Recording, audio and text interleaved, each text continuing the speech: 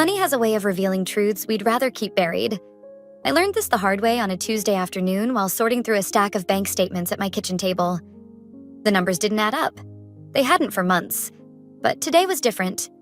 Today, I finally saw the pattern. I'm Juliet, and until this moment, I thought I understood my life.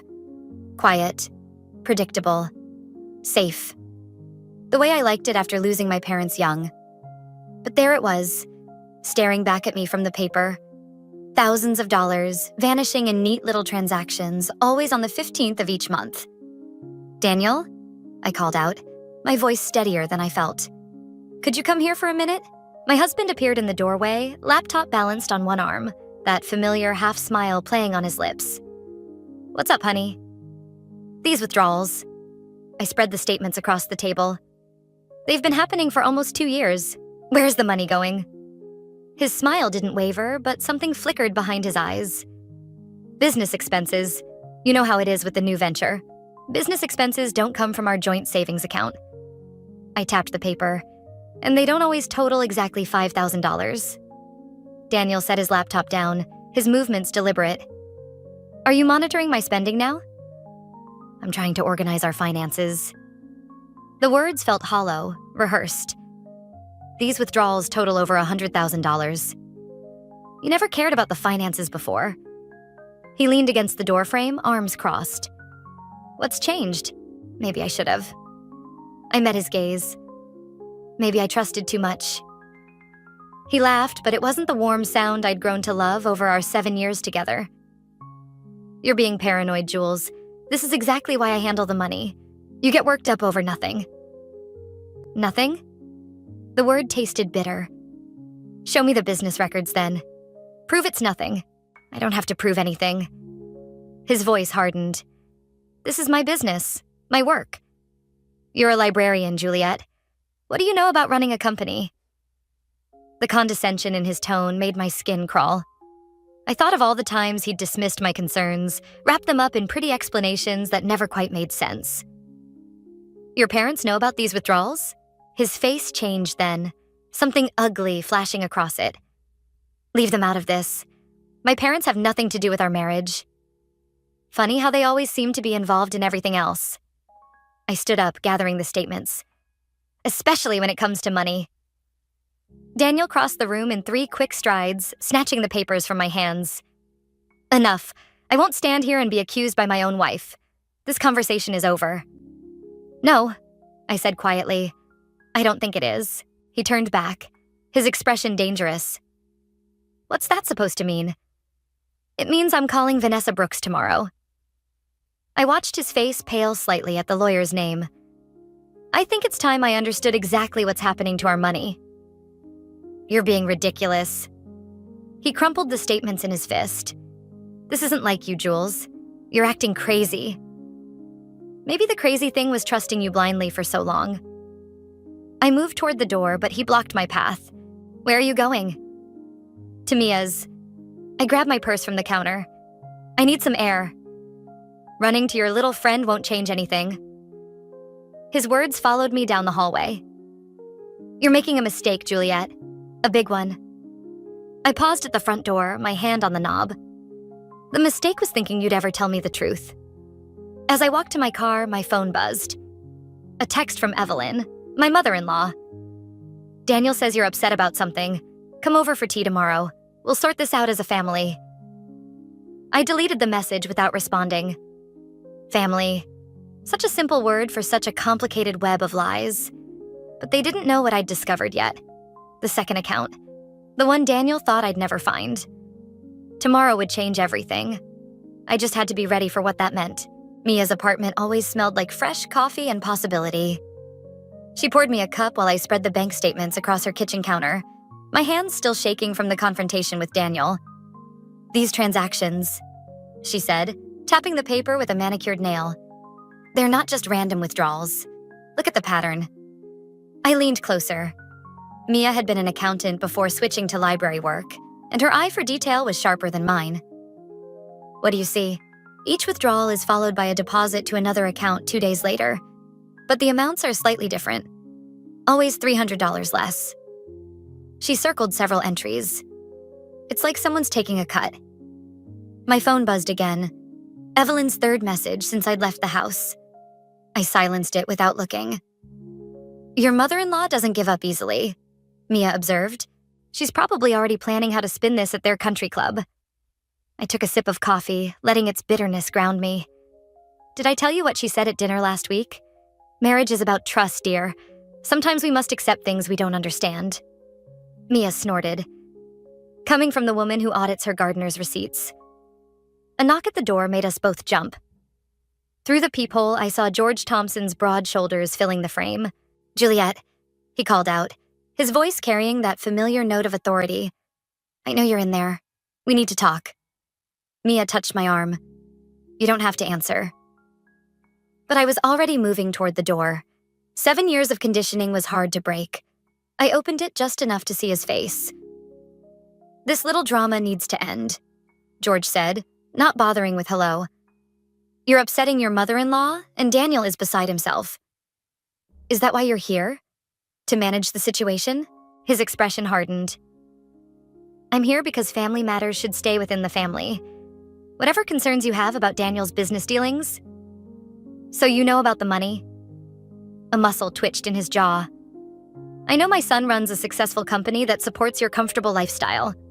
A lifestyle, might I add, that allows you to work part-time at that little library of yours. Your son is stealing from our joint accounts. Stealing? He laughed, but his eyes remained cold. You can't steal what's already yours. Perhaps if you showed more interest in supporting Daniel's work instead of playing detective. George. Mia appeared beside me. This is my home and you weren't invited. He looked at her like she was something stuck to his shoe. This doesn't concern you. Actually, it does. She held up her phone. I just finished looking up some interesting information about Thompson Enterprises. Want to explain why your company shares an address with 3 shell corporations? The color drained from George's face. You're making a mistake, he said, but his voice had lost its edge. Both of you. The mistake, I said quietly, was thinking I could trust any of you. After he left, Mia pulled up more records on her laptop. There's something bigger here, Jules. These shell companies, the regular withdrawals, it's too organized to be simple embezzlement.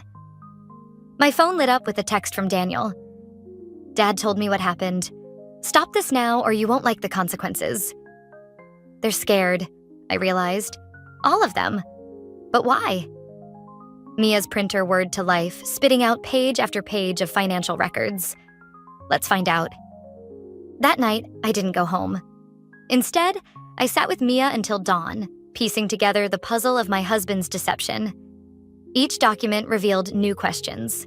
Offshore accounts, suspicious partnerships, and always, the shadow of George and Evelyn's influence. At sunrise, my phone buzzed with an email from an address I didn't recognize. The subject line read, Re Thompson Enterprises, what you need to know. Open it, Mia urged. Inside was a single sentence. If you want to know the truth about your husband's business, meet me at the Blue Crow Cafe tomorrow at noon. Come alone. The sender's name was familiar. Rebecca Turner, a former employee who'd left Thompson Enterprises 3 years ago under mysterious circumstances. I showed Mia the message. It could be a trap. Or it could be exactly what you need. She squeezed my hand. Sometimes the only way forward is through the fire. I stared at the email, feeling the weight of choice pressing down on me. Meeting Rebecca could destroy whatever was left of my marriage. Not meeting her might leave me trapped in this web of lies forever.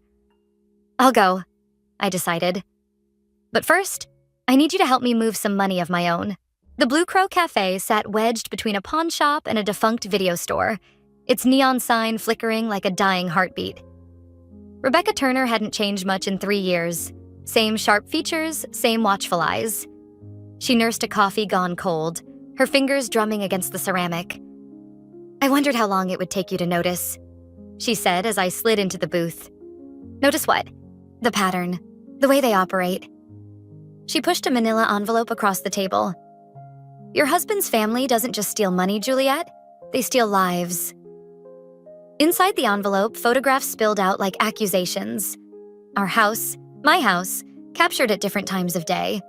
Men in expensive suits entering through the side door when I should have been at work. Except I recognized one Tuesday timestamp. I'd called in sick that day. "They're using your home as a meeting point," Rebecca said, just like they used my apartment when I worked for them. The difference is I figured it out faster. My coffee arrived, but the smell turned my stomach. "Why didn't you go to the police?" "With what? Photographs of rich men entering a private residence?" Her laugh was hollow. "The Thompsons own half this town, including most of the police force. Why do you think I left?" "You didn't leave." The realization hit like ice water. "They forced you out." She pulled up her sleeve, revealing a thin scar running from wrist to elbow. "Daniel has a temper when things don't go his way. Something tells me you've started to notice that too." My phone buzzed. "Daniel. Where are you? Mother's waiting for lunch." "Don't answer," Rebecca warned. "The moment they know you're with me," the cafe's door chimed. George Thompson's familiar silhouette filled the entrance, and behind him, 2 men I'd seen in the photographs. "Juliet." George's voice carried across the room like a threat. "This is disappointing." Rebecca was already moving, sliding out of the booth. "Back door. Now." We made it 3 steps before one of the men blocked our path. "Miss Turner," he said, "this is a private family matter. Everything's private with the Thompsons," she spat, "until someone ends up dead." The cafe had gone silent, other patrons suddenly fascinated by their meals. George approached slowly, hands raised like he was calming a spooked animal. "Whatever she's told you," he said to me. "Remember who your family is." "Family?" The word tasted like poison. "Is that what you call this?" "Your husband is worried sick. Come home, let's discuss this properly." "Like you discuss things with Rebecca?" His expression hardened. "That situation was unfortunate." "That situation was attempted murder," Rebecca cut in. "Tell her, George. Tell her about the insurance policy Daniel took out on her 6 months ago." The world tilted sideways. I grabbed the nearest table for support, photographs scattering across the floor. One landed face up. Daniel shaking hands with a man I recognized from the local news. A businessman recently found dead in his car. "Enough." George snapped his fingers and the men moved forward. "This ends now." What happened next blurred like a fever dream. Rebecca's elbow connecting with a jaw. My purse spilling, bank statements flying. The back door slamming open to reveal Mia with her phone raised, recording everything. "Touch either of them," she announced, "and this goes live to every news outlet in the state." George froze, calculation replacing anger. "You have no idea what you're involving yourself in." "Actually," Mia's smile was razor sharp, "we have exactly the right idea. Why else would you be here?"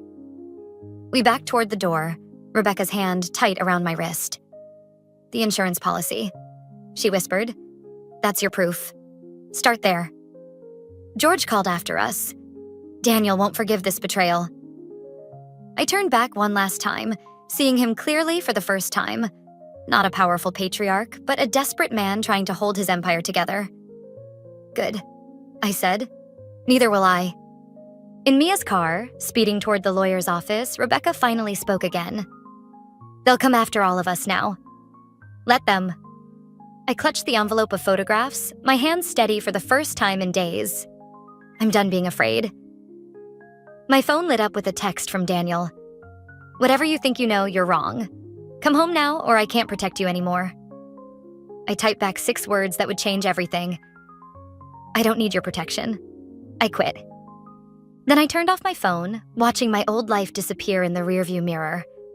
Vanessa Brooks's office felt too small for the weight of Rebecca's evidence. The lawyer spread the photographs across her desk, each one a nail in Daniel's coffin. My hands wouldn't stop shaking, even after my 3rd cup of coffee. "Life insurance policies don't lie," Vanessa said, tapping the document. $2 million payable to Daniel Thompson in the event of your death, taken out 6 months ago without your knowledge or consent. Mia's hand found mine under the table. "That's fraud, right? That's attempted murder waiting to happen." Rebecca leaned forward. "Just like the businessman in the photos. Thompson Enterprises insured him for $5 million 3 weeks before his accident." The office door burst open. Laura Bennett from the women's shelter stood there, breathless. "They're at your house, Juliet. Daniel and his father, they're destroying everything." My throat closed. "The books. Not just the books." Laura's eyes met mine. "They found your mother's journals." The room tilted. Those journals were all I had left of her, hidden away in the false bottom of my closet. Pages filled with her suspicions about my father's death. Theories that never made sense until now. "Your mother?" Rebecca said slowly. "What was her maiden name?" "Chen. Margaret Chen." "Why?" Vanessa's fingers flew across her keyboard. "Chen International Holdings, owned by your grandfather until 20 years ago, when it mysteriously collapsed after partnering with Thompson Enterprises," I finished, the truth hitting like a physical blow. "My father worked for Daniel's family back then." "And died in a car accident 3 months later," Rebecca added, "just like our recent businessman friend." My phone buzzed. A video message from Daniel. My childhood bedroom in flames, my mother's journals feeding the fire. His voice calm and collected. "Come home now, or everything burns, including these interesting theories about your father's death." "He's bluffing," Mia said. "The journals are already burning." "But the evidence isn't." I pulled out my phone, hands steady now. Mother never trusted paper alone. The video I'd been saving loaded slowly. Security footage from my father's office the night he died. A younger George Thompson entering, then leaving 2 hours later. My father never came out. "Where did you get this?" Vanessa leaned closer. Mother's safety deposit box, along with documentation of every illegal deal the Thompsons made that year. I met Rebecca's eyes, including the ones that destroyed my grandfather's company. Laura's phone chimed. "They're leaving your house, and Juliet, Evelyn's with them." Good. I stood up, surprising myself with my steadiness. "Let them run home to plan their next move. We have what we need. If we release this," Vanessa warned, "there's no going back. They'll come at you with everything they have. They already killed my father, tried to kill Rebecca, planned to kill me." The words came out cold, certain. "I'm done hiding." Mia touched my arm. "What about the other wives? The other accidents? That's why we're not going to the police." I pulled out my laptop. "We're going to every major news outlet simultaneously. Let the court of public opinion do what the justice system won't." "They'll deny everything," Rebecca said. "Let them. Mother kept receipts. 20 years of detailed records waiting for someone to finally use them." My phone buzzed again. Evelyn this time. "Whatever you're planning, remember that family protects family." I typed back, "Yes, they do." The irony wasn't lost on me. The Thompsons had destroyed my family trying to protect their empire. Now I would destroy their empire trying to protect other families from their reach. "Send everything," I told Vanessa. "Every photo, every document, every video. Let them burn like my mother's journals." "And Daniel?" Laura asked softly. I thought of our wedding day. How sincere his vows had seemed. How carefully he'd hidden the monster behind the mask. Let him learn what it feels like to lose everything he loves. The news would break tomorrow. By noon, Thompson Enterprises would be trending for all the wrong reasons. By evening, their carefully constructed world would begin to crumble. "You'll need protection," Vanessa said. "Once this hits, I know." I closed my laptop. That's why we're not finished yet. Mother left me one more gift to unwrap. Rebecca raised an eyebrow. "What kind of gift?" "The kind that makes sure the Thompsons can never hurt another family again." I stood up. "Who's ready for phase 2? The inheritance letter arrived on a Thursday, 3 days after the news broke about Thompson Enterprises. I stared at the number, $8 million, while Vanessa explained the details. My great-aunt Claire, someone I'd never met, had left me everything. "The timing is suspicious," Mia said, pacing behind my chair. "It's not suspicious." Rebecca's voice cut through the tension. "It's calculated. Check the executor's name." "Margaret Chen. My mother. That's impossible," I whispered. "She died 5 years ago." "The trust was established 15 years ago," Vanessa explained. with specific instructions not to release the funds until certain conditions were met. My phone lit up with Daniel's face. His 5th call since the story broke about Thompson Enterprises' connection to 3 suspicious deaths. I let it ring. "What conditions?" I asked. "Marriage to a Thompson." Vanessa slid another document across her desk. "And evidence of criminal activity within the family business." The office door opened. Laura stepped in, her face ashen. "They're moving assets, fast.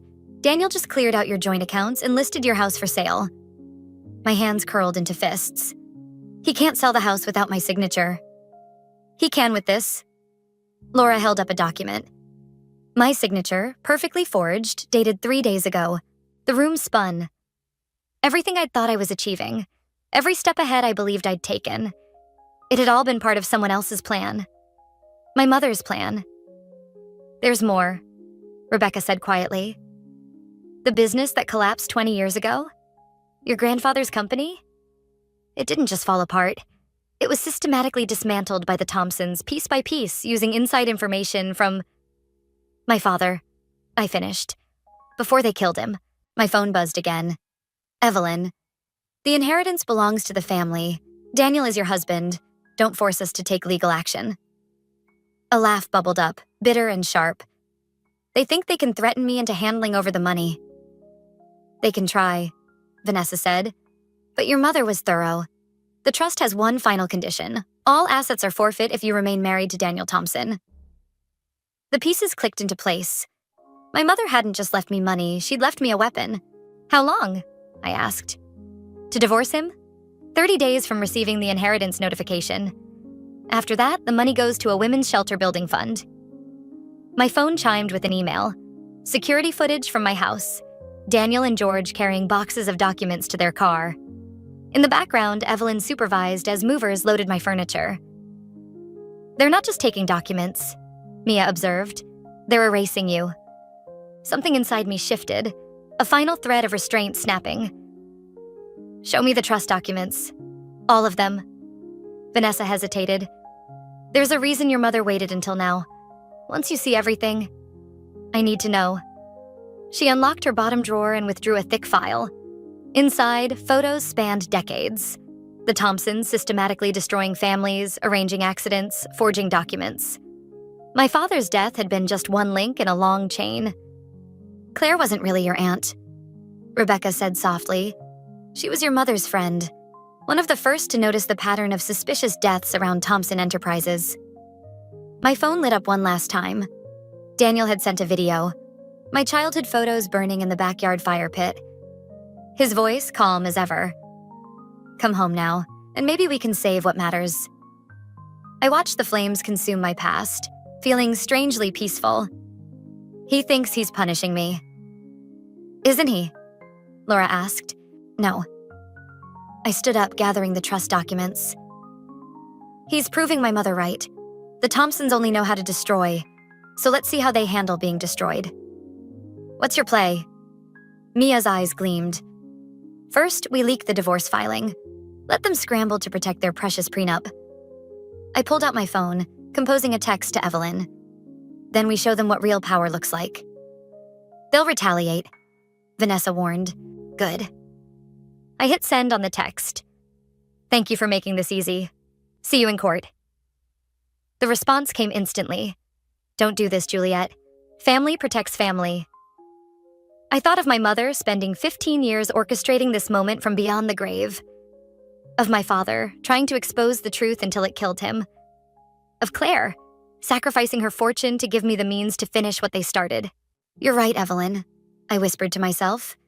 "Family does protect family, and my family has been protecting me all along." The Thompson Enterprises board meeting wasn't just being live-streamed, it was trending. I watched from Mia's laptop as Daniel stood at the podium, his carefully crafted mask finally cracking. "These allegations are baseless," he insisted, but his voice wavered. Behind him, George gripped the back of his chair, knuckles white. "My wife is experiencing a mental breakdown."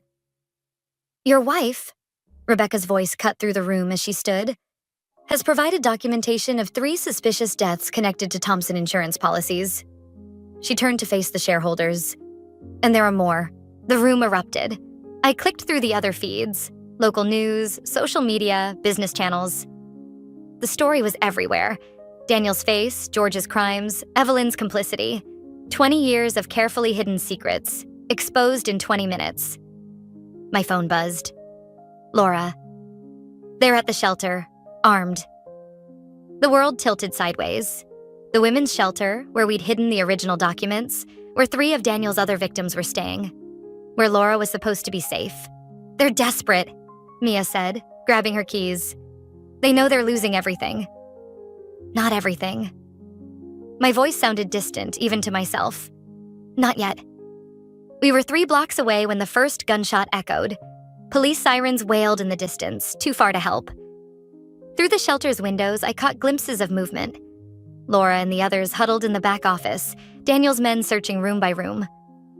The safe room, I whispered. If they can make it to the basement, another shot. Glass shattered somewhere inside. Juliet, wait. But I was already moving, using my key to slip through the side entrance. The shelter's hallway stretched dark and endless. Voices drifted from above. Daniel's men coordinating their search. In the distance, Laura's office door stood ajar, a thin trail of blood leading inside. My phone lit up silently. Daniel, did you think I wouldn't find them? That I'd let you destroy everything my family built? A floorboard creaked behind me. I turned to find Evelyn, her designer dress incongruous in the shelter's dim light. I tried to warn you, she said softly. Family protects family. Like you protected those other wives? The ones who discovered too much? Something flickered across her face. Doubt, maybe even guilt. We did what was necessary. So am I. Footsteps thundered down the stairs. Daniel appeared, flanked by 2 men I recognized from the photographs. His eyes were wild, his perfect composure shattered. The documents, he demanded. Where are they?